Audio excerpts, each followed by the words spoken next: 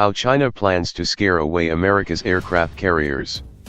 Recently, Chinese state media reported that a new brigade of Beijing's most advanced intermediate-range ballistic missile, IRBM, has been activated.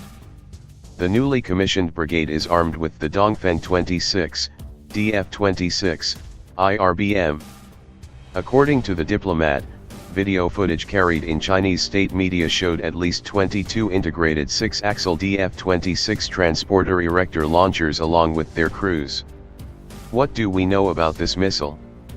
First, the basics. The Center for Strategic and International Studies Missile Threat Project notes that the DF-26 is a road-mobile, two-stage solid-fueled IRBM. The Missile Threat Project cites Chinese sources as saying that the missile measures 14 m in length, 1.4 m in diameter, and has a launch weight of 20,000 kg. Notably, the DF-26 is believed to have a range between 3 and 4,000 kilometers. This means it can hold Guam, a major hub of U.S. military operations in the Western Pacific, at risk. In fact, as the Missile Threat Project points out, this is China's first conventionally armed ballistic missile capable of threatening Guam. China first unveiled the DF-26 during a military parade in September 2015. The missile subsequently participated in a massive strike simulation last year as part of a larger barrage of missiles. The Diplomat reported, citing an unnamed U.S. government source, that the People's Liberation Army Rocket Force, PLARF, shot off 4 DF-26C intermediate-range ballistic missiles, IRBM, 10 DF-16A medium-range ballistic missiles, and 6 CJ-10 land attack cruise missiles in the live-fire portion of the exercise. The drill was a simulation of attacks on U.S. missile defense systems as well as aircraft on the ground. When China first unveiled the missile in 2015, state media said that the DF-26 would have conventional, nuclear, and anti-ship variants. This was later confirmed by the Pentagon.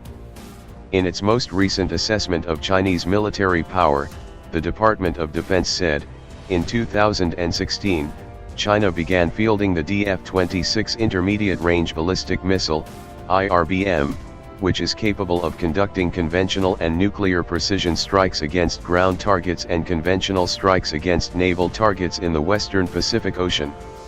In this sense, the DF-26 fits in perfectly with the direction China's nuclear and conventional force doctrines are headed. With regards to its nuclear arsenal, recent years have seen Beijing building a more mobile, survivable force. As a 2017 RAND Corporation report noted, China has been transitioning to a more survivable, road-mobile theater nuclear force for many years.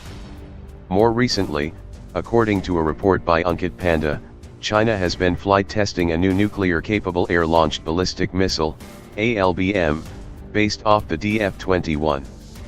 In some ways, a more mobile, survivable force makes China's no-first-use declaratory policy more credible, since Beijing is better able to withstand a first strike.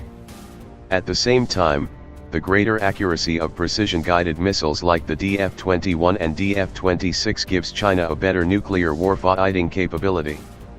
It's also worth noting that having dual-use missiles continues Beijing's pattern of intermingling its conventional and nuclear forces. The DF-26's conventional variant enhances China's ability to destroy U.S. bases in the region, which is an underappreciated threat.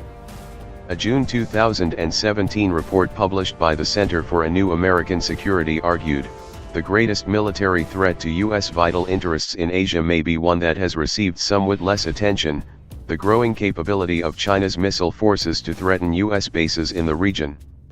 In the report, the two authors, Thomas Schugert and Javier Gonzalez, simulate a preemptive Chinese attack on U.S. bases in Japan.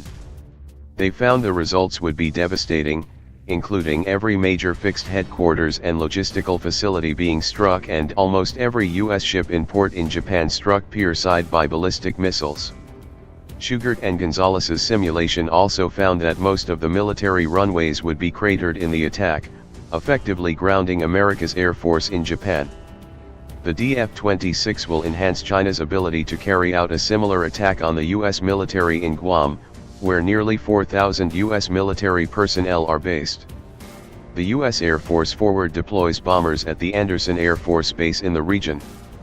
Thus, Beijing would view destroying America's military installations here as crucial to preventing the United States from intervening in a conflict between China and one of its neighbors, most likely Taiwan.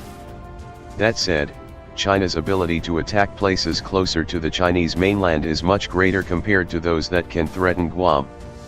The DF-26's anti-ship variant is likely to garner a lot of attention in the Western press. The DF-21D, which is the anti-ship variant of that missile, has received many headlines over its purported ability to sink U.S. aircraft carriers. In theory, the DF-26's greater range could force U.S. carriers to operate far outside China's second island chain, whereas the DF-21D might be limited to the first island chain. Still, both missiles' ability to perform this mission are currently questionable. As Andrew Erickson has noted, limitations in China's reconnaissance strike complex, along with evolving American and Allied countermeasures, continue to render their DF-21D and DF-26 operational effectiveness uncertain. Undoubtedly, China is working hard to acquire this capability. And, even if the United States is simply uncertain about whether China can sink its carriers, it may decide not to put them at risk given the lives and material costs involved. This might be what Beijing is banking on.